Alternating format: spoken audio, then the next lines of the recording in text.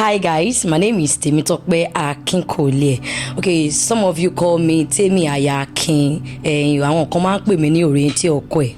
Méjì ò ṣe kíni kò ń dáṣà. Okay, so I'm here to share my hunger story. Very short and precise and funny and a little bit of emotions now. So I remember dating back to year 2013. I was teaching in a school at Ososami here in Ibadan. And then before I got married, I was actually living with my uncle. So when I came back one fateful evening, I had a misunderstanding with my uncle's wife. And, she said I did something which I actually did not. And, that really got to me. I was really down. Oh, one paro mommy. I'm someone that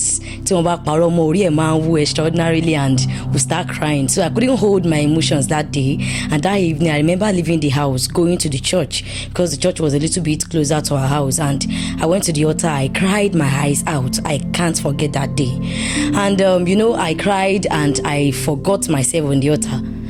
And before I could know it, Ojo Tilo, I got back home that evening and it was quite late and I saw that my uncle's wife has prepared dinner. In fact, they've all taken dinner and I understand what is happening, so I didn't even bother going to the kitchen, and of course they didn't prepare my food. So let's just say that night mo baby soon. So I slept without food, and waking up in the next day, my morning routine, I have to do it, and part of my duty then was to take one of my uncle's daughter to her school. Don't forget I said I'm teaching at Ososami in Ibadan, and then we were living at Adeoyo, and that period was when my boss was owing us about 2 months salary. 2 months salary. So that means I worked for 2 months without being paid. And as a big girl that I am, or I was then, I no get shingbai for hand. And onto the fact that say I did verse that night and I understand what happened. So I just did my normal routine in the morning, took my uncle's daughter to school. Then I began my journey, my waka journey, because there was no money for transportation, and I usually trek from Adeoyo down to Ososami, inside Ososami. That was where the school was located. And that day, there's something about we lady that we dress the way our mood is.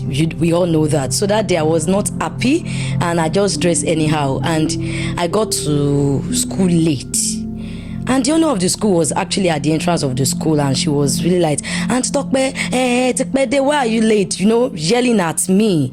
And one thing about that school is, as a teacher, if you are not a Muslim, you are not allowed to tie your hair, because that is part of our dress code anyways.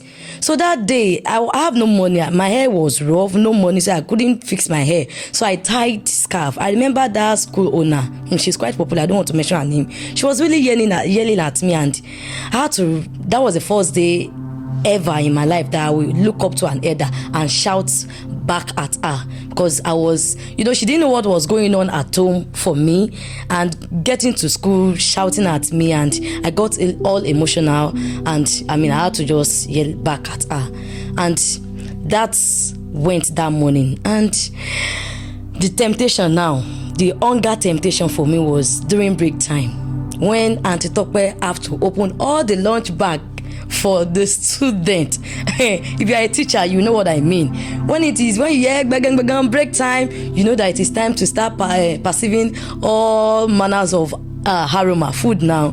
So now me go open food for all these children now. I can't they see different delicacies inside different lunch bag, and the temptation was really high for me. I was in between, God, should I eat out of their food? In fact, a thought came to my mind then, and it was like, let me say it in English, that if you just scoop a little small out of all these children's food, you will be full. You don't need to worry about food again today. The temptation was really high, like I said. I almost thought of doing it, but the faith I have in God and the fear of God in me will not allow me to do this thing, and I just you understand, I just let it slide. And after school hours, I have students I'm taking extra lessons in school. I did that, and there's a particular girl I'm taking home lesson. So I left school around past 4 in the evening. I trekked because I didn't have, like I said, I don't have money. 2 months salary was not paid, no money, no boyfriend to tag, say alaye dash me money. So I was just on my own. I couldn't call my parents. Of course, I'm matured. Why would I be calling them? Mommy from Lomoto? No, I'm not staying with them. So I had to trek down to where I was teaching, and this is me. I carried myself then very high. I may not have something, or I may not have much, but I value myself a lot. This is what I mean. Anytime I'm teaching the child at home, it's always in the evening, so the mother will be preparing dinner. Most of the time she's always saying at stop where, come and eat, let's offer you food, offering me food all the time, but most of the time I decline. But see, this very day, this fateful day, when I got to her house, she noticed I was not happy. She noticed I wasn't myself, and she called me. She said, Antokwe, are you fine? I said, I'm fine. So, and this evening she was cooking beans.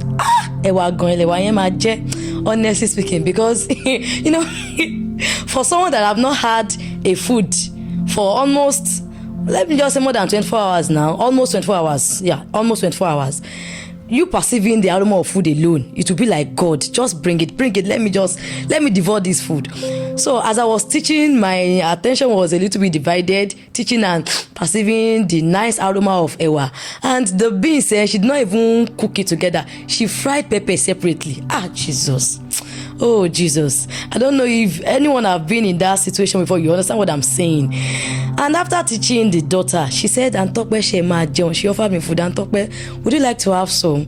The normal Tokwe will say, thank you very much, I'm okay. But you see this fateful day, I said, Ma, please bring it. She looked at me and smiled. She said, I noticed you are not fine. I said, Ma, see, I've not eaten any food though. But I couldn't tell her the situation of my life then. So she gave me small portion. Maybe I'm a small eater and maybe I don't eat much.